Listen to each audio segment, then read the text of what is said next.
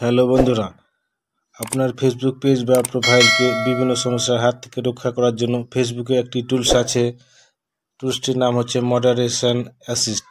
আপনার পেজ বা প্রোফাইল অন্যদের দ্বারা ক্ষতিগ্রস্ত হতে পারে, সেটা কিন্তু আপনি এই টুলসের দ্বারা নিয়ন্ত্রণ করতে পারেন 100%।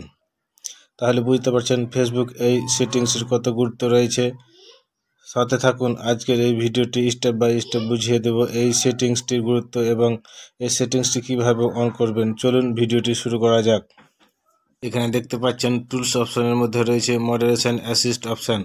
যাদের পেজ বা প্রোফাইলে এই সেটিংস যুক্ত হয়েছে তাদেরকে বলবো এটা আপনার পেজ বা প্রোফাইলের জন্য আশীর্বাদ স্বরূপ হয়ে এসেছে ফেসবুকের পক্ষ থেকে।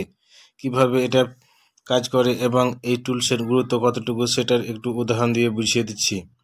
আপনারা দেখে থাকবেন 1 মিলিয়ন, 2 মিলিয়ন, 5 মিলিয়ন বড় বড় মেম্বারের গ্রুপে রয়েছে।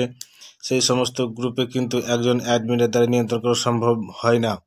আপনারা লক্ষ্য করে দেখবেন সেই বড় বড় গ্রুপগুলোতে 3 থেকে 5 জন মিনিমাম অ্যাডমিন থাকেন এবং 10 থেকে 15 জন মডারেটর থাকে। আর এই মডারেটরগুলোকে মাসিক স্যালারি হিসেবে নিয়োগ দেওয়া হয়। মডারেটরগুলোর কাজ হচ্ছে অনেক সময় দেখা যায় অনেকের কারণে ফেসবুকের গ্রুপটা ডিসেবল হয়ে যেতে পারে। কারণ গ্রুপে কেউ যদি আজে বাজে লিঙ্ক শেয়ার করে, আজে বাজে পোস্ট করে, আর এইসব কারণে মুহূর্তের মধ্যে গ্রুপ কিন্তু ডিসেবল হয়ে যেতে পারে। গ্রুপের মডারেটর কাজ থাকে সবসময় গ্রুপটাকে নিয়ন্ত্রণ করা। ঠিক এই কাজটা কিন্তু আপনার পেজ বা প্রোফাইলে হতে পারে।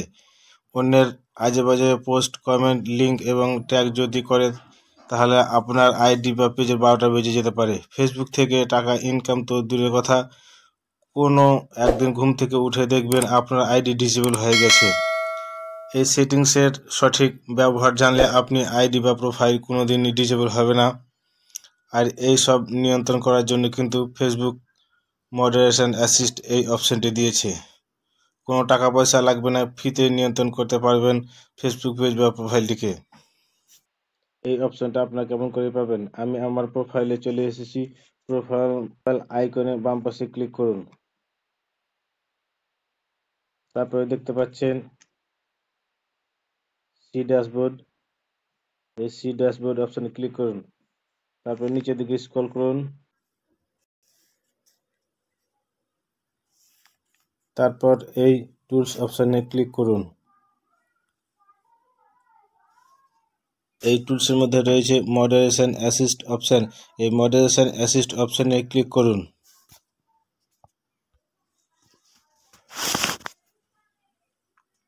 এইখানে দেখতে পাচ্ছেন অনেকগুলো অপশন রয়েছে। এই অপশনগুলো আপনাকে ভালোভাবে বুঝতে হবে। এখানে প্রথমে দেখতে পাচ্ছেন ক্রাইটেরিয়া অফ অথর, এরপর নিচে রয়েছে ক্রাইটেরিয়া ফর কমেন্টস। সব মিলিয়ে 6টির মতো প্রবলেম রয়েছে যা কমেন্টের মাধ্যমে হয়। এখানে আমি একটি একটি করে দেখিয়ে দিচ্ছি। প্রথমে আমি ক্রাইটেরিয়া অফ কমেন্ট বুঝিয়ে দেব। প্রথম অপশন হচ্ছে লিঙ্ক ইন কমেন্ট। আপনি যে ফেসবুকে পোস্ট করেন বা ভিডিও আপলোড করেন, সেই ভিডিওর কমেন্ট সেকশনে কেউ যদি লিঙ্ক দিয়ে কমেন্ট করে তাহলে আপনার ফেসবুক পেজ বা প্রোফাইলে সমস্যা হতে পারে। থার্ড পার্টি লিঙ্ক কোনো পেজ বা প্রোফাইলকে ডিসেবল করে দিতে পারে মুহূর্তের মধ্যে। সেক্ষেত্রে আপনার এই পেজটিকে বাঁচাতে হলে এই অপশনটি চালু করতে হবে। এই অপশনটি চালু করার মাধ্যমে আজ থেকে যারা লিঙ্ক কমেন্ট করবে আপনার কমেন্ট সেকশনে, সেগুলি অটোমেটিকভাবে ডিলিট হয়ে যাবে। অর্থাৎ সেই লিঙ্ক কমেন্ট করতে পারবে না আপনার পেজ বা প্রোফাইলে।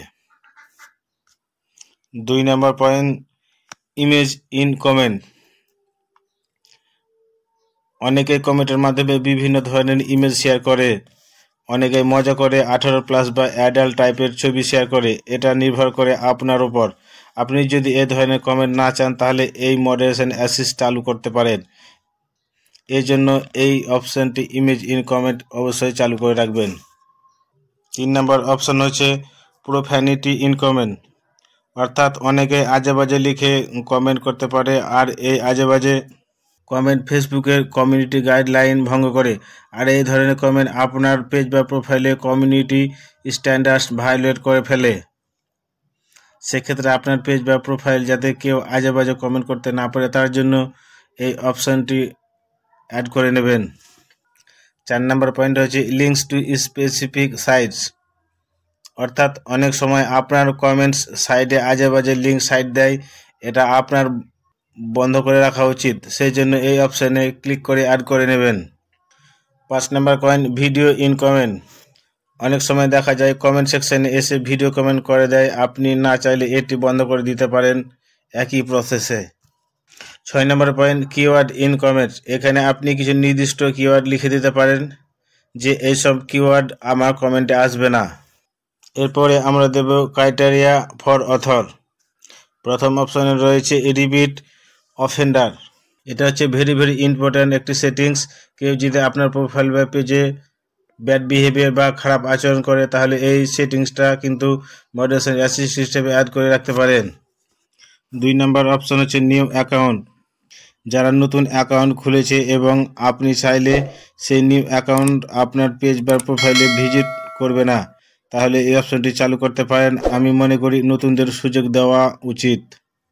3 নম্বর অপশন হচ্ছে নো প্রোফাইল পিকচার।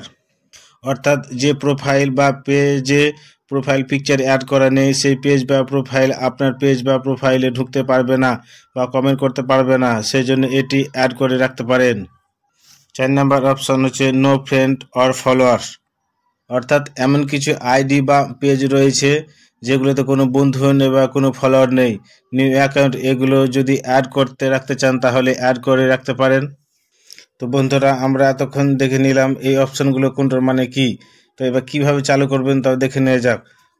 আপনি যে অপশানটি চালু করতে চান সেটাতে ক্লিক করবেন, তারপর নিচে এই অ্যাড টু মডারেশন অ্যাসিস্ট এই অপশানে ক্লিক করবেন। আর এই অপশানে ক্লিক করা মাত্র আপনার সেই অপশানটা অ্যাড হয়ে যাবে। এভাবে আপনি আপনার প্রয়োজনীয় অপশানগুলো অ্যাড করে নিতে পারেন। সুতরাং আপনার পেজ বা প্রোফাইলটি নিয়ন্ত্রণ করার জন্য বা নিরাপদে রাখার জন্য আপনি যে বিষয়গুলো নিয়ে প্রবলেম ফেস করবেন মূলত সেই সেটিংসগুলো চালু করে রাখবেন।